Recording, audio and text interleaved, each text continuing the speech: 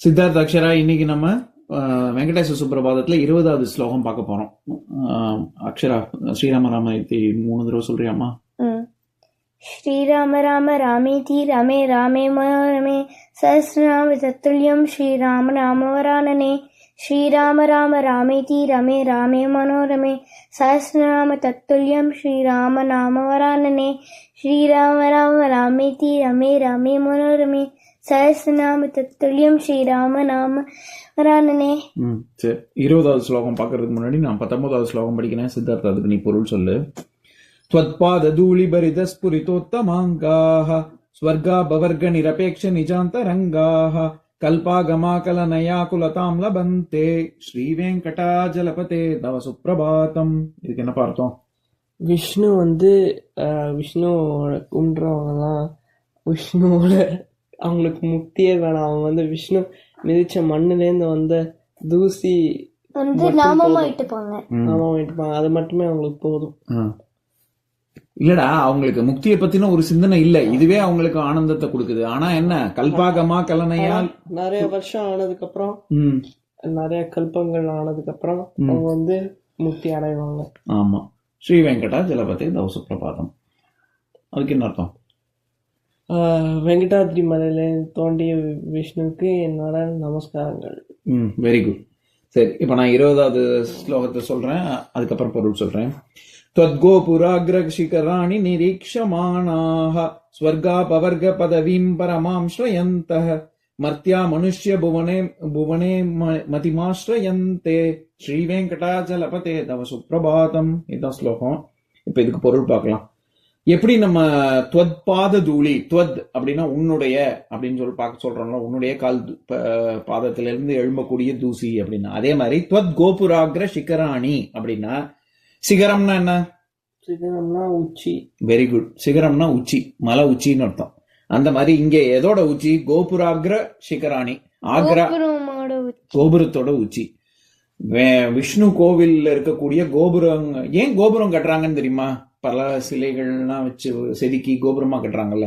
So கோபுரமா கட்டாம சாதாரணமா ஒரு வீடு மாதிரி ஒரு ஏன் வச்சிருக்காங்கன்னு தெரியுமா? ஏன்னா கோபுரம் கட்டினா தான் மேல போக முடியும். மேல போக முடியுமா? ஓ, மேலோகத்துக்கு போனோம், அதனால கோபுரம் கொஞ்சம் உயரமா கட்டணும். இல்ல கோபுரம் ஏன் அந்த மாதிரி கட்டிருக்காங்கன்னா, ஏன்னா அது ஒரு இடத்துல அது merge ஆகுது, அதுக்கப்புறம் அது சுத்திலாம் இந்த சாமி இதெல்லாம் போட்டிருப்பாங்க. சரி, அந்த எனர்ஜி வர்றது.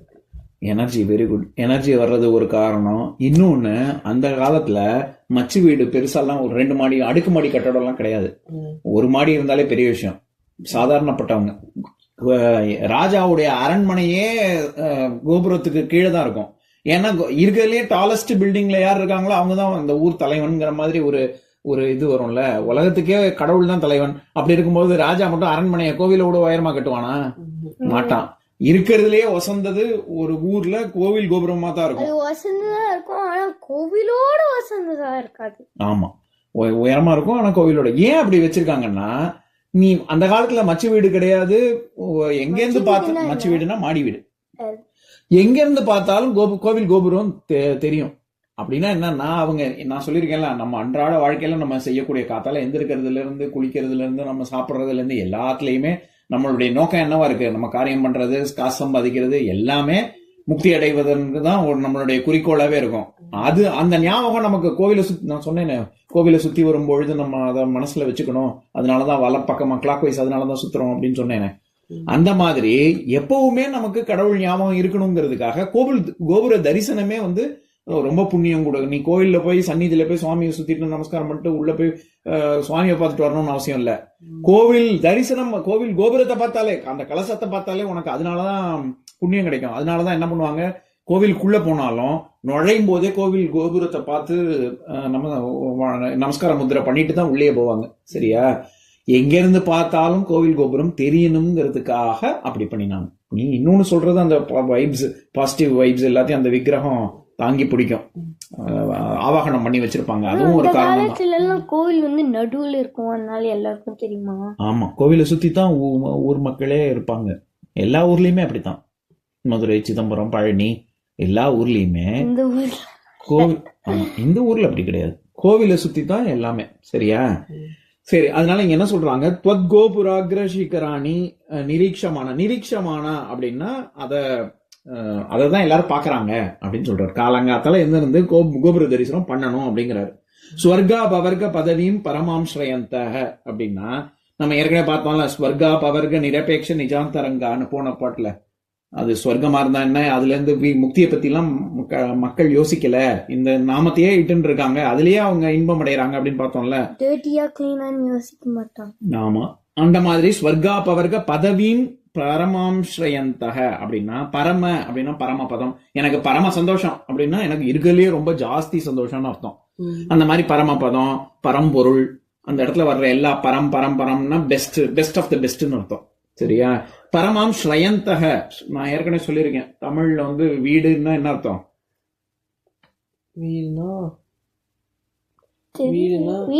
வீடு நம்ம இருக்கிற வீடு, விடுவது வீடு. இன்னொரு அர்த்தம் என்ன வீட்டுக்கு?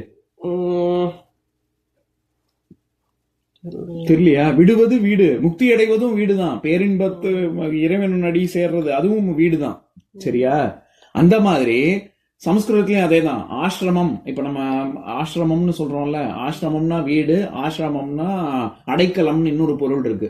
அதனால இந்த இடத்துல மதிமாஸ்ரயந்தே, அதாவது மர்த்திய மனுஷ்ய புவனே மதிமாஸ்ரயந்தே. மர் அப்படின்னா என்னது? மர்னா கொல்றது. Very good. மர்னா கொல்றது. அதனாலதான் மிருகங்கள், கொல்லக்கூடிய மிருகங்கள், ஒரு மிருகம் இன்னொரு மிருகத்தை கொல்லுது, அதனாலதான் அதுக்கு பேரே மிருகம். எல்லாமே சமஸ்கிருதம் தான். அதனாலதான் அமிர்தம்னு சொல்றோம். சாவை நீண்ட நாள் ஆயுள் கொடுக்கக்கூடியது மிருத்து, அதனாலதான் அமிர்தம். சரியா? அந்த மாதிரி இங்க மர்த்தியா அப்படின்னா அழியக்கூடிய, சாகக்கூடிய மனுஷன்னா உங்களுக்கே தெரியும், நம்மள மாதிரி. மர்த்தியா மனுஷ்ய புவனம்னா என்னது?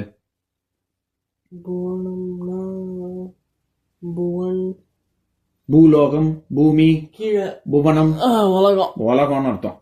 இந்த சாகக்கூடிய அழியக்கூடிய மனிதர்கள் கொண்டுள்ள இந்த உலகத்தில், அதான் மர்த்தியா மனுஷ்ய புவனே அப்படின்னு அர்த்தம். மதிமாஸ்ரயந்தே, ஆசிரமம்னா ஆசிரமம், இது எல்லாமே அடைக்கலம்னு பொருள். சரியா?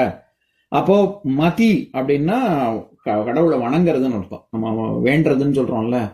என்ன சொல்றாங்க, இந்த அழியக்கூடிய மனுஷர்கள் வாழக்கூடிய இந்த பூமி எல்லாமே அழியக்கூடியது, இது எல்லாத்துக்கும் அடைக்கலமாக இருக்கும் பெருமாளே அப்படின்னு விஷ்ணுவை சொல்றாங்க. புரிஞ்சுதா?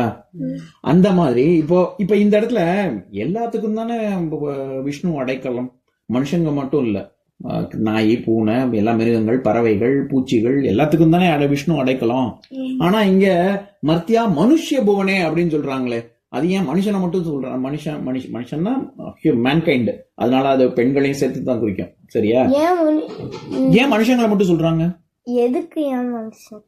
என்னப்பா நீங்க என்ன கேட்க வரீங்க? என்ன கேட்க வரேன்னா, இங்க மர்த்தியா மனுஷ்ய புவனே, மர்த்தியா உயிர்கள் எல்லாத்தையும் குறிக்கணும்ல, மனுஷங்களுக்கு மட்டும் அடைக்கலமாக இருக்கக்கூடிய விஷ்ணுவே அப்படின்னு அர்த்தமாகுது இல்ல.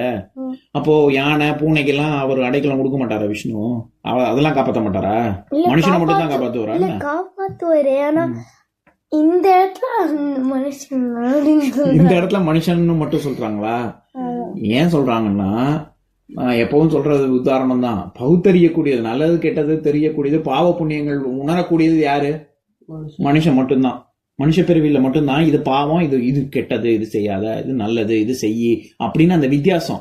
எறும்புக்கு புரியாது, எறும்புக்கெல்லாம் புரியாது. சரிதான். சரியா? அதனாலதான் இங்க மனுஷன் குறிப்பிட்டு நம்மள சொல்றாங்க, எல்லா உயிரும் சொல்லல. இந்த முக்தியை நீதான் அழிக்கிற, நீதான் எல்லாருக்கும் அடைக்கலமா இருக்க அப்படின்னு சொல்றாங்க. இறுதியாக ஸ்ரீ வெங்கடாச்சலபதே தவ சுப்பிரபாதம், வெங்கடாத்திரி மலையில் தோன்றியுள்ள விஷ்ணுவே உனக்கு என் நமஸ்காரங்கள்.